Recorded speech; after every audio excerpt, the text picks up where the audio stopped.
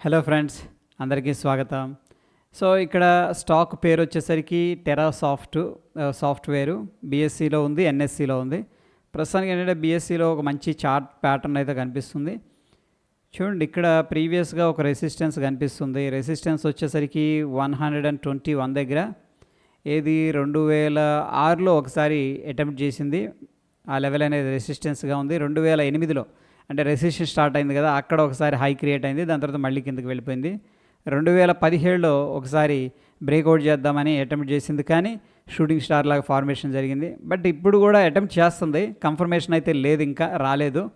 But probability ఉంది, ఈ level కన్నా బ్రేక్అవుట్ అయిందంటే మనకి ఫర్దర్గా ఎక్స్టెండ్ అయ్యే అవకాశం ఉంది. అయితే టు బీ ఓపెన్గా ఏంటంటే ఫ్రెండ్స్, ఇది బిఫోర్ ద బ్రేక్అవుట్, ఇంకా బ్రేక్అవుట్ అవ్వలేదు. బ్రేక్అవుట్కు ముందు మనకి ఏం జరగచ్చు అనే సినారియో అనేది మీకు సిమ్యులేషన్ అనేది చూపిస్తున్నాను. ఒక్కోసారి ఏం జరుగుతుందంటే, ఇక్కడ సప్లై ఉందనుకోండి, ఇక్కడ కన్సోలిడేషన్ ప్యాటర్న్ అనేది ఫార్మేషన్ జరుగుతుంది. సో ఈ కన్సోలిడేషన్ నుంచి మళ్ళీ ఎప్పుడైతే బయటకు అనేది రావడం జరుగుతుందో, ఇది గుడ్ బై అనమాట. అంటే బ్రేక్అవుట్ అయినా కొద్దిగా ఎక్స్పెన్సివ్ అవుతుంది, బట్ స్టిల్ బై చేయొచ్చు. అది confirmation trade, there is no doubt. But ఇక్కడ పుల్ బ్యాక్ తీసుకొని కన్నా మనకి బ్రేక్అవుట్ అవుతుంది అనుకోండి, ఇది గుడ్ ఎంట్రీ అని చెప్పేసి చెప్పుకోవచ్చు లాంగ్ సైడ్. ఓకే, దీన్నే మనం కప్ అంటాం అండ్ హ్యాండిల్ ప్యాటర్న్స్ అంటాం. ఇటువంటి ఫార్మేషన్ జరుగుతూ ఉంటాయి. సో ఈ యొక్క పర్టికులర్ స్టాక్లో ఒకవేళ బ్రేక్అవుట్ అనేది జరిగింది సక్సెస్ఫుల్గా అంటే కూడా మనకు వచ్చేసరికి ఇది ఒక రేంజ్ కనిపిస్తుంది. 13 రూపాయల నుంచి 120 రూపాయల దాకా వెళ్ళింది.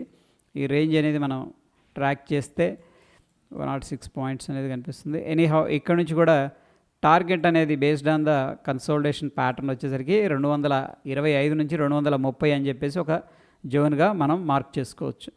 సో ఈ స్టాక్ అయితే ఇంట్రెస్టింగ్గా అనిపిస్తుంది. వాల్యూమ్స్ విషయానికి వస్తే, స్టాక్ ఎప్పుడైతే పైకి వెళ్తుందో ఎక్కువ వాల్యూమ్స్ అనేది పార్టిసిపేట్ చేస్తున్నారు. అండ్ ఏంటంటే ఐటీ సేవలకి స్ట్రాంగ్ డిమాండ్ కూడా ఉండే అవకాశం ఉంది, ఆర్టిఫిషియల్ ఇంటెలిజెన్స్ కానీ ఏదైనా కానీ. సో ఈ స్టాక్ అనేది అబ్జర్వ్ చేయొచ్చు. దాని తర్వాత ఫ్రెండ్స్, మనకి ఇక్కడ చూడండి, మ్యాక్డీ కూడా అబౌవ్ జీరో లైన్ అండ్ బులిష్గా ట్రేడ్ అవుతుంది. కొద్దిగా మొమెంటంలో ఉంది. మొమెంటం స్లో అవ్వచ్చు couple of days or weeks, but breakout అవ్వకముందే మనం ఏంటంటే రెడీగా ఉంటే దీంట్లో ఏంటంటే మంచి పొజిషన్స్ అనేది బిల్డప్ చేసుకోవచ్చు. In case of pull back జరిగింది అనుకోండి ఫ్రెండ్స్, లైక్ ఫిబొనాకీ అనేది డ్రా చేస్తున్నాను ఒకసారి ఇంపార్టెంట్ లెవెల్స్ కోసం. చూడండి, 8793కి వచ్చిందంటే మనం ఏంటంటే బాయింగ్ ఆపర్చునిటీ అనేది కూడా ప్లాన్ చేసుకోవచ్చు. సో ఫండమెంటల్గా ఏంటి సిచ్యువేషన్ అనేది మనం చూసుకున్నట్టయితే, నేనేం చేస్తున్నానంటే, ఇది చాలా చిన్న కంపెనీ అనమాట, micro cap company. Price to earning ratio 21 అనేది కనిపిస్తుంది.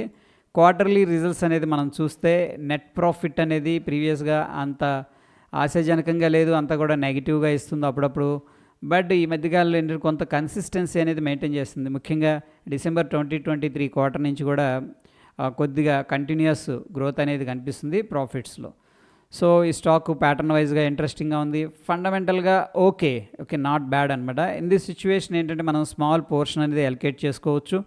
ఫర్ ఎగ్జాంపుల్, మన పోర్ట్ఫోలియో సైజ్ అనేది 1 lakh ఉందంటే అప్ టు 5% అనేది ఈ యొక్క పర్టికులర్ స్టాక్కి మనం అలొకేట్ అయితే చేసుకోవచ్చు.